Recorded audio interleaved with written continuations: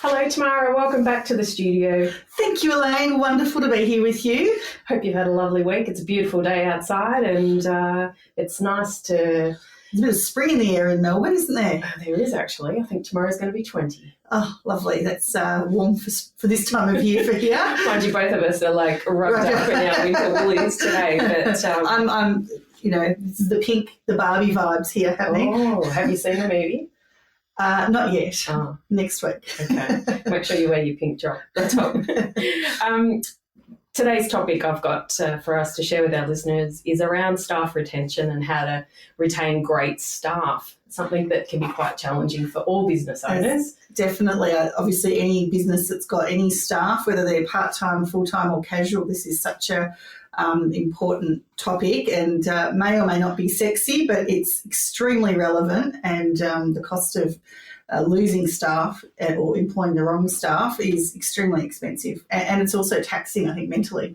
Yeah, and it's so disruptive to your team, your clients, and I think the overall flow in a business. So I think it's something that a lot of businesses don't invest a lot of time to consider, and the damage can be quite catastrophic, I would think. And I think I don't know, at times, depending on the leader in a business, sometimes we can blame the person leaving for leaving. But I think always, if we sort of talked about it a little bit earlier, we said the fish stinks from the head down. And if you've got staff leaving at a higher rate than you'd like, or good people leaving, you need to look at yourself as the leader and look within your business pretty hard and say, okay, well, what could I do differently?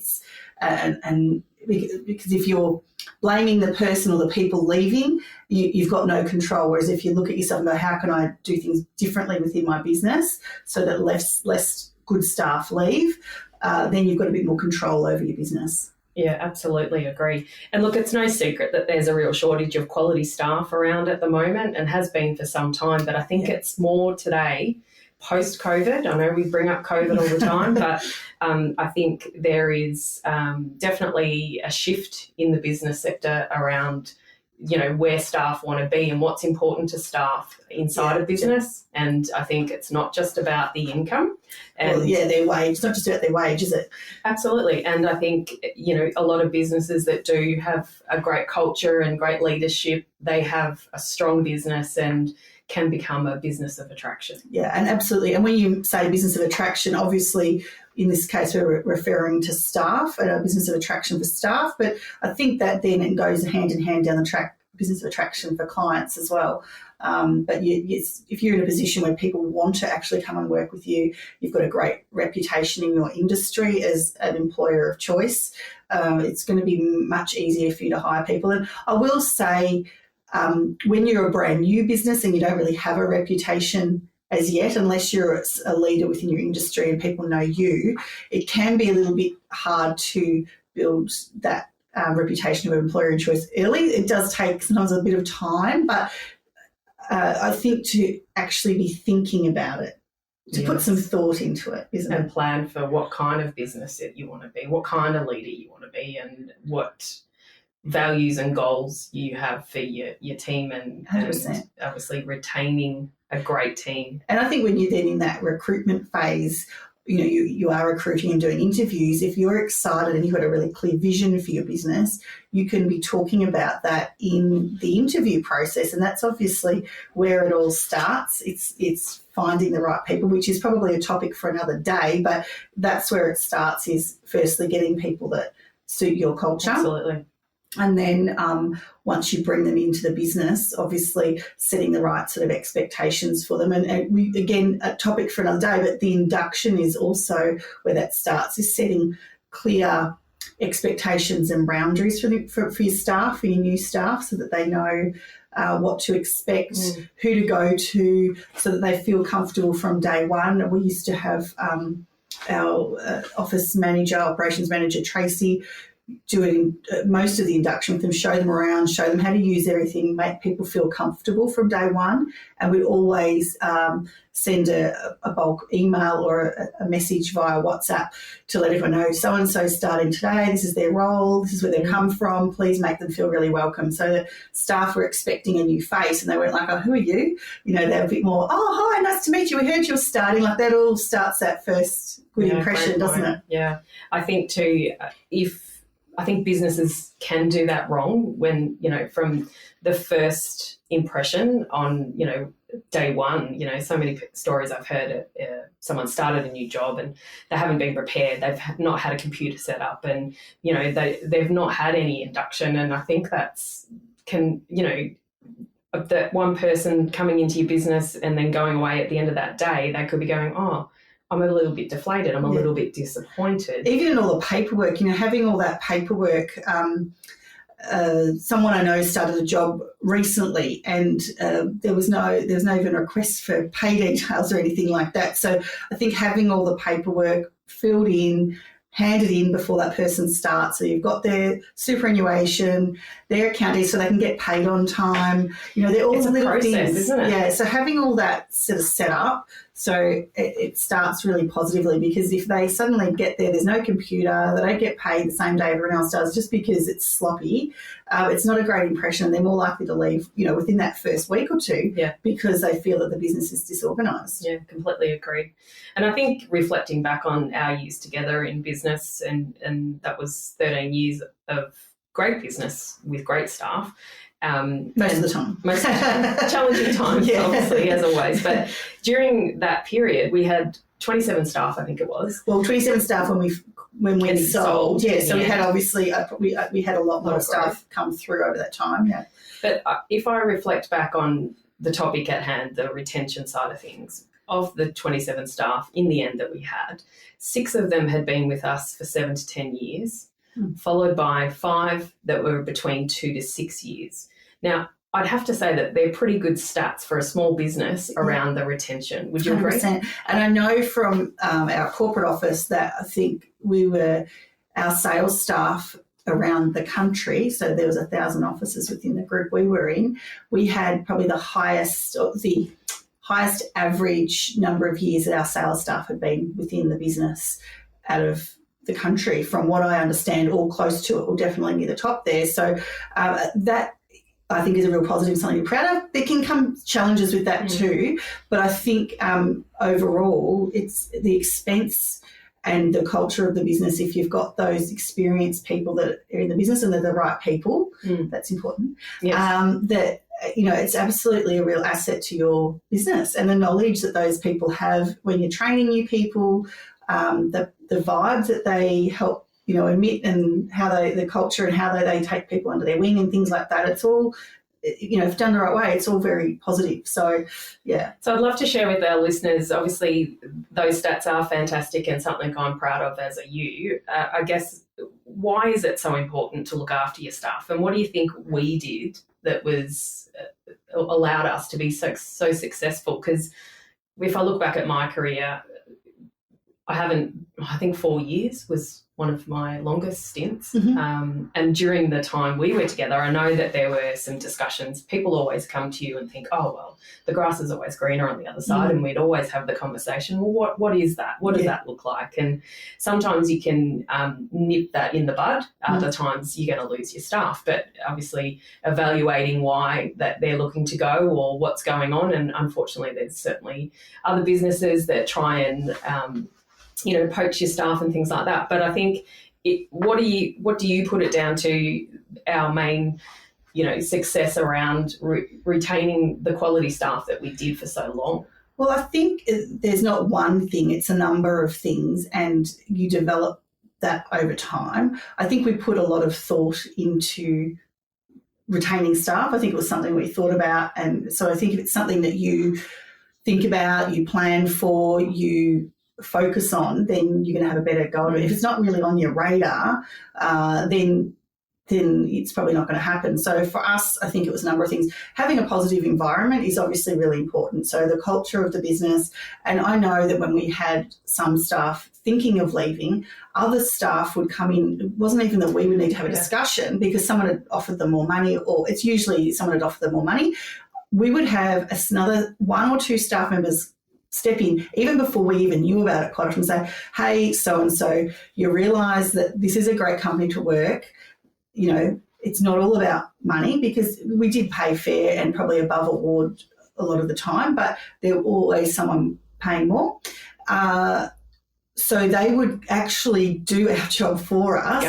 Go into bat and say, hey, you're mad if you leave because you're not going to get this work, this enjoyment out of your job, and have the top people you have in this business somewhere else, or it's not going to be like this. So they would often then come and say, hey, by the way, I spoke to so-and-so, they had thought about leaving, they'd been offered more or whatever. I've had a chat, you might just want to follow up with them. So sometimes we didn't even have to do that. That happened on more than one occasion, particularly in a sales-orientated business where often other companies are looking to poach your staff, and those staff that maybe hadn't worked elsewhere didn't realise maybe how good they had it. Well, the more experienced ones that have been a few other places would definitely step in and fill them in on that. So I think it becomes a cycle. So in terms of looking after your staff, turnover is massive. As you said at the start, the disruption to staff, how frustrating is it when you're training somebody, or you put all that effort into training someone? I know, this happened, we didn't always get 100% right. Let me put that from the start. But I think most of the time we did a pretty good job of it. Put all that effort into training someone, and then they're gone within 6 months or 12 months. A couple of times I think that did happen to us where we perhaps have recruited the wrong person, and that's, again, another topic, but it is a real frustration for that person that's done all that training, all those people, and then you sort of wasted a lot of their time in that training, and then it's the disruption. It's not great for the culture if you've got a lot of people leaving. Mind you, one thing that I will say is if and when you do have people leaving, I think be relatively honest with the staff as to why that person's left, because otherwise there's a lot of gossip going on.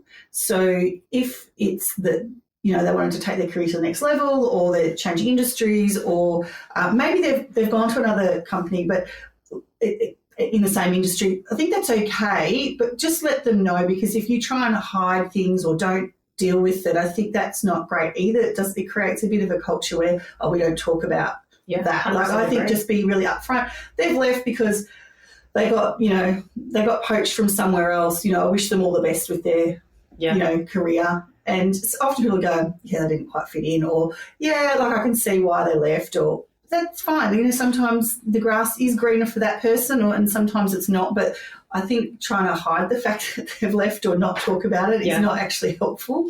No, I think I remember when I left my business before coming to Ray White, they'd shared with the team, because they were quite bitter that I'd gone, they pushed this out to the clients, to all my clients, that I was having a sea change, and I had hooked up with a female, and I was living on the beach, and I'm like, that's really going to the next level. But I had a bit of a chuckle inside, because eventually, obviously, some of the clients were knocking on the doors down Main Street trying to find me, and then we put an article in the paper, and clearly I wasn't hooked up with someone down the beach. But I think too, just going back to that, it's important to, you've mentioned it briefly, that not to rush the decision of employing and plugging a hole inside your business in the event someone does go. So I think, picking the right people is key, and making sure that they fit your culture to ensure that we're not going to be in this same situation. And they're in it for the right reason. Why are they wanting that position with you? And sort of going back to the question at hand, which we sort of got a bit off track, is why is it important to retain your staff? I think it's obviously to do with the cost of it, the effect that it has on your staff and clients. I think that's one we haven't covered. Depending on their role, if they're client-facing, if there's a constant change in staff, that can be disruptive, and you might lose business because, look, they don't mind a change here and there, but if it's constant, you're going to lose clients. Yeah, well, the confidence is going to drop, isn't it? Yeah, so I think that sort of is the main reasons for that. And so your main point of difference, though, as a business, do you think there was one standout? I know you said that there's a lot of, different things involved in retaining staff, but was there one thing that stood out to you? I can think of one. I'm thinking culture and the team environment that we had, where we were a team and we worked very hard, even with there was different departments within the business. We worked very hard that everyone would get to know each other and that would interact. And without harping on COVID, but during that time we did set people up with buddies. And you can even do this when a new staff member starts the business, but we made sure that buddy wasn't someone that was in their department. So they got to know someone new. So if there's things within your business that you're doing, it might be you're doing a planning day and they've got to be in a part of a team. Don't hook them up with their people that they know really well. Mix it up a bit, because if there's more interaction between different personalities between your business, be a little bit mindful. If you know that two people working together is not going to be good, then, don't be silly about it. But just get that flow between your business where people are feeling comfortable walking in and out of other departments, saying hello to other people within different divisions. Obviously it depends on the size of your business, but I think for me what comes to mind is really getting to know your staff and appreciating them on a personal level as well as a business. I think that was something, and we did well, and I feel like it was a family. And for people that have left our business, that have retired, they're still in touch with us today, and I feel like they're long-term relationships that we've nurtured, and I think that's really key to retaining staff long-term. It's the family that, and again, in the culture side of things. But I remember our business coach once said to me, talking about a staff member, would you go for dinner with them? Would you invite them over for dinner?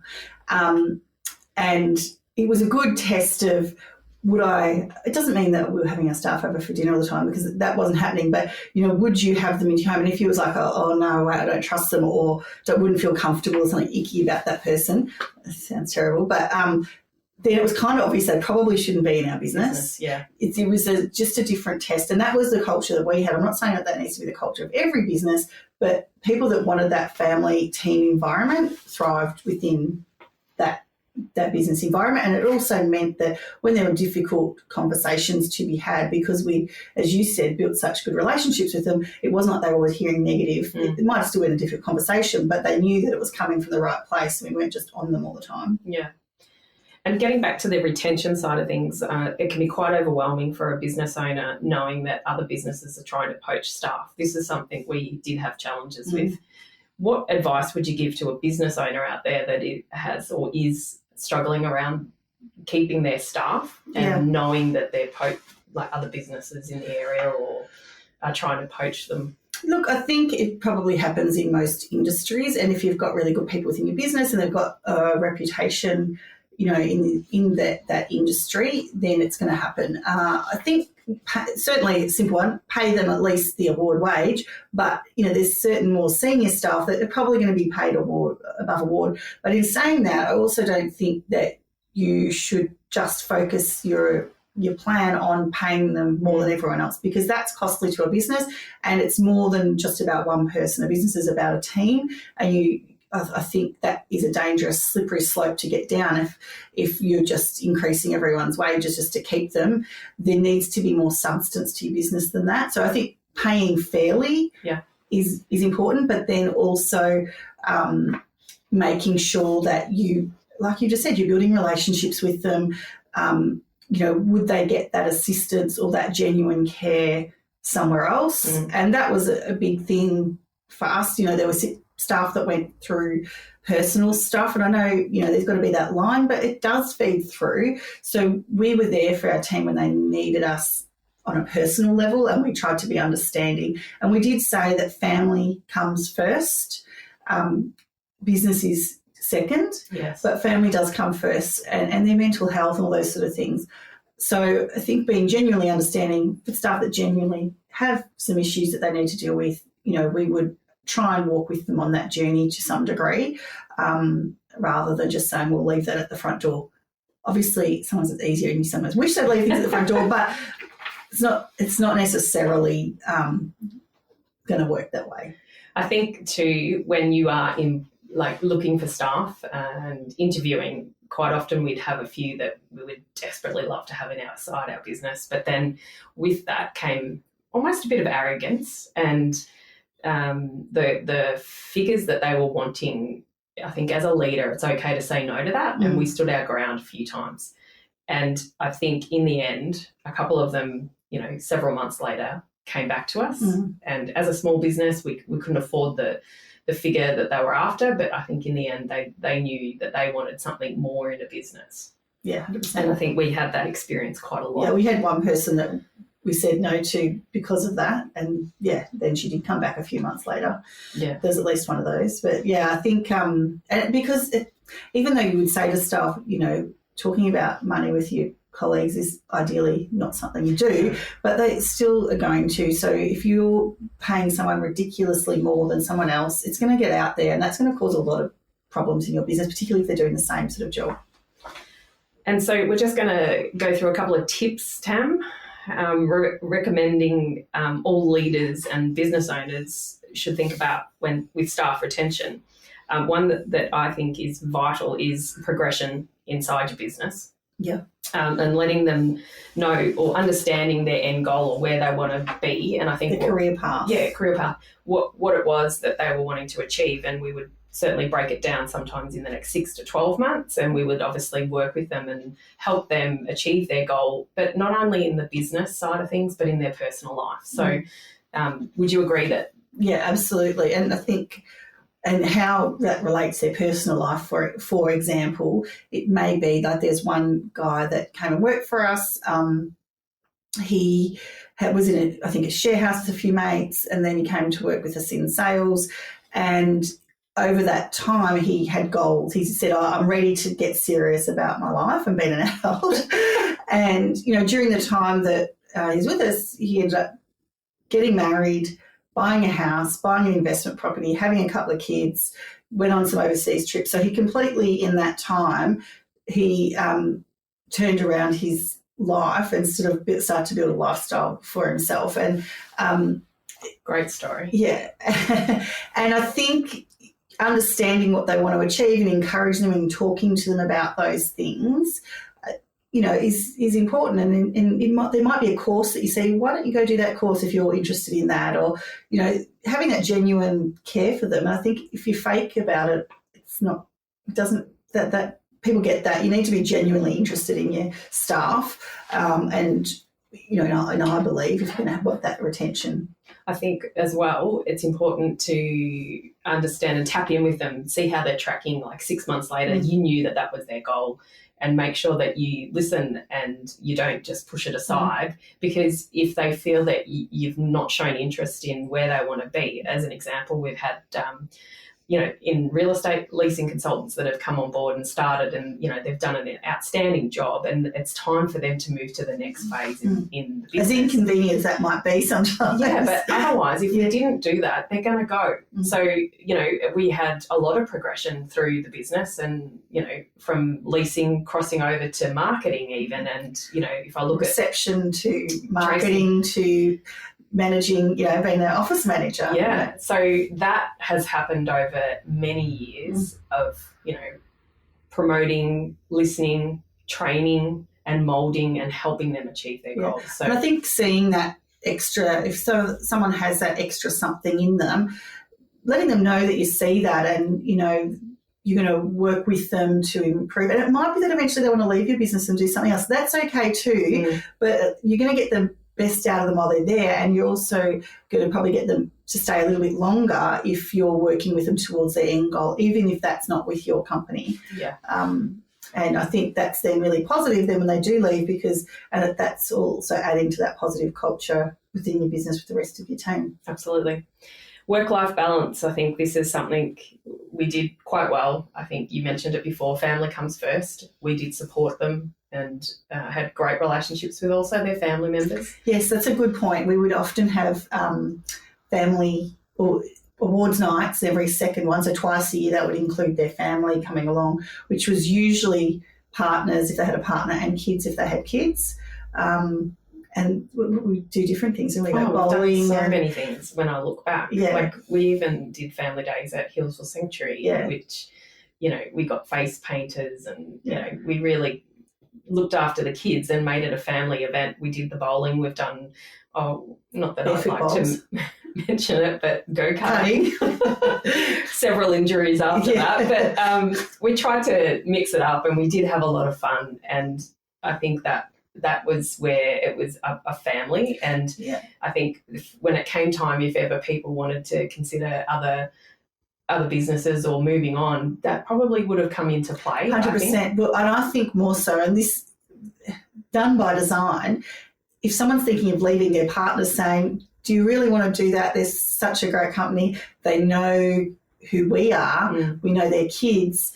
It makes it a lot more difficult for them to leave. It sounds terrible, but it's a big decision because they do feel part of a family and their partners feel part of a family. Yeah, and look, if the kids are sick, there was that flexibility. Look, we understand. Or work from home or whatever. Empathy around that, whereas a lot of businesses wouldn't at all. So yes, the flexibility to work from home and, even during COVID, setting a lot of our staff up to work in that environment. And, over the years, there's so many things that happened. There was the big storm. We went and then hired environments for the staff to work at rather than have them in their homes or... Well, that was a good point. We had a property manager out in, say the Yarra Valley, no power.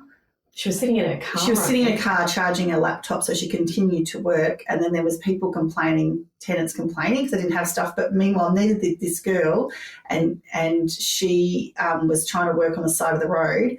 So and it was quite distressing, obviously, and not being able to see other staff and things like that. So, we hired a room so all the staff that didn't have anywhere and then no power went on for days could come together and work as a team. And just those things, thinking outside the square a bit when shit happens, like that shows that you genuinely care and you're coming up with solutions to try and help them. Helps your business, but it also helps them on a personal level. I think if they're because that was the storm that came through and I think we lost power for a week and, not having power is quite overwhelming in itself because you've got no, showers and things like that. So having that empathy and really working with your team, and I think that goes a long way.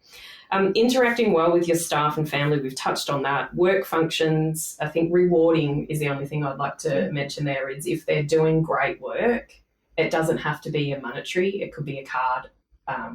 Take them out for a coffee. But yes, absolutely. Thank you for your hard work. Thank you for your time.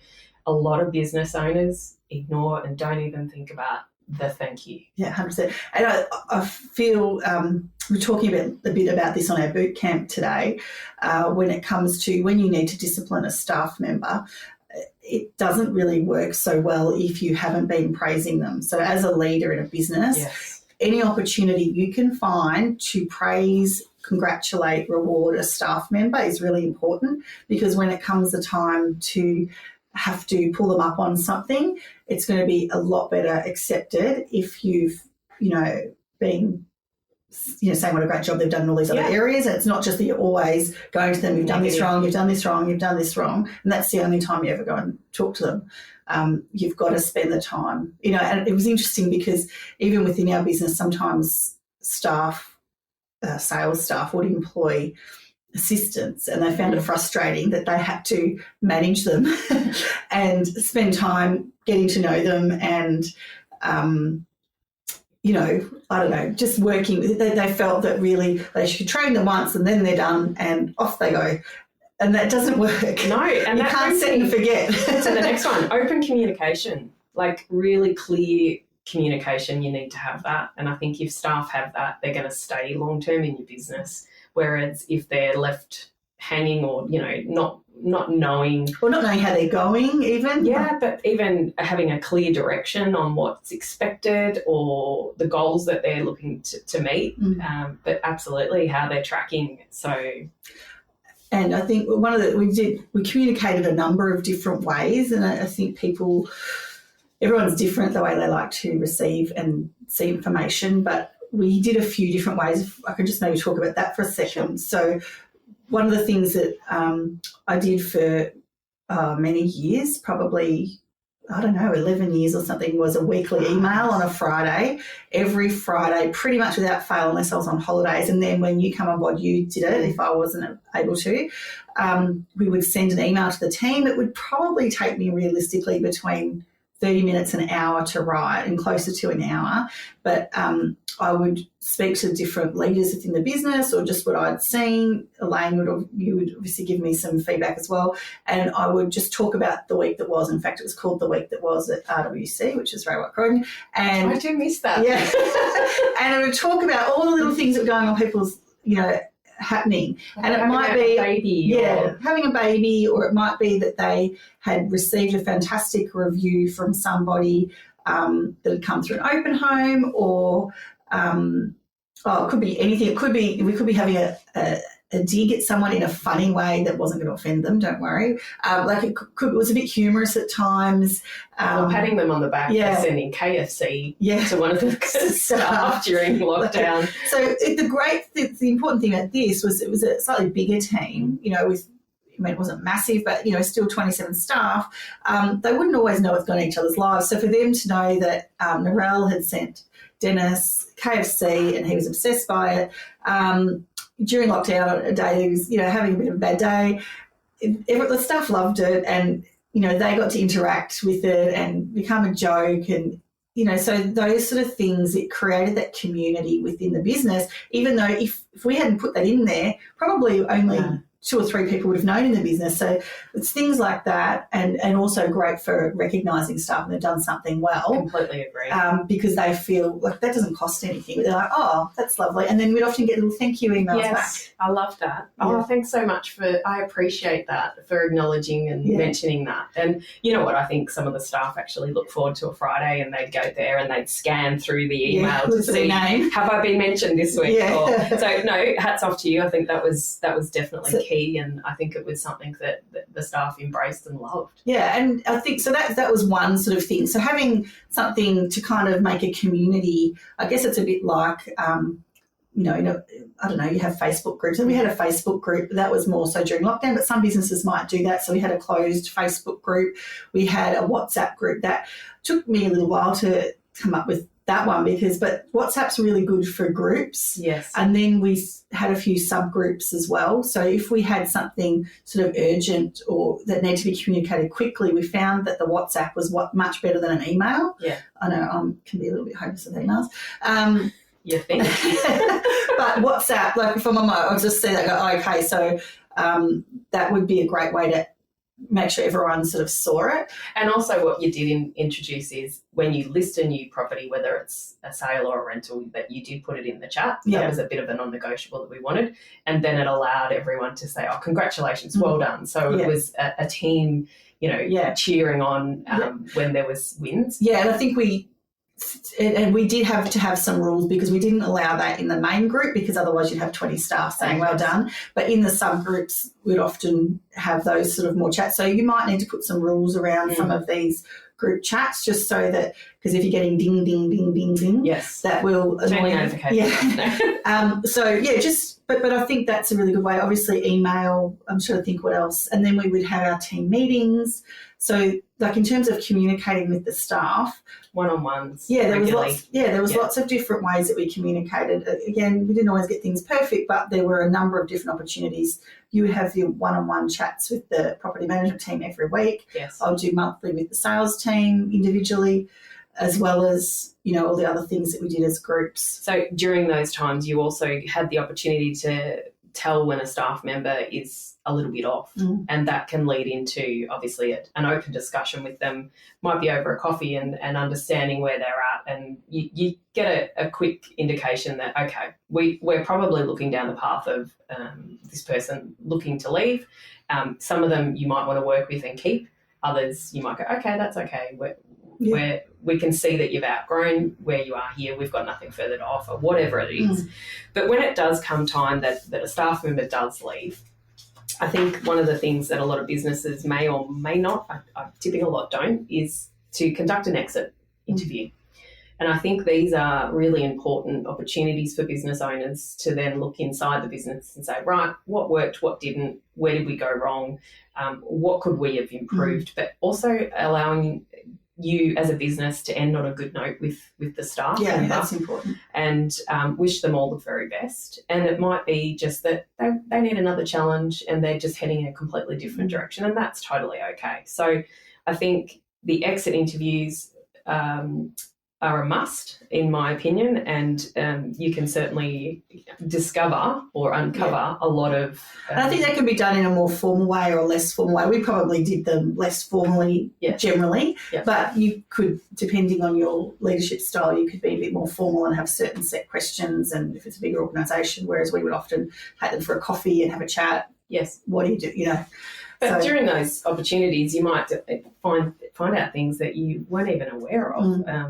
But, yeah, I think overall we did them well, and I think we did always learn. But it's also about leaving on a good note. Yeah, 100%. Well, they're going to go out into the community and talk about your business in a good way or a bad way. So, and I think the other thing we did touch on before, but it's about that, is not always blaming. It can be a bit negative. Someone's leaving, they're stupid or they're an idiot or whatever.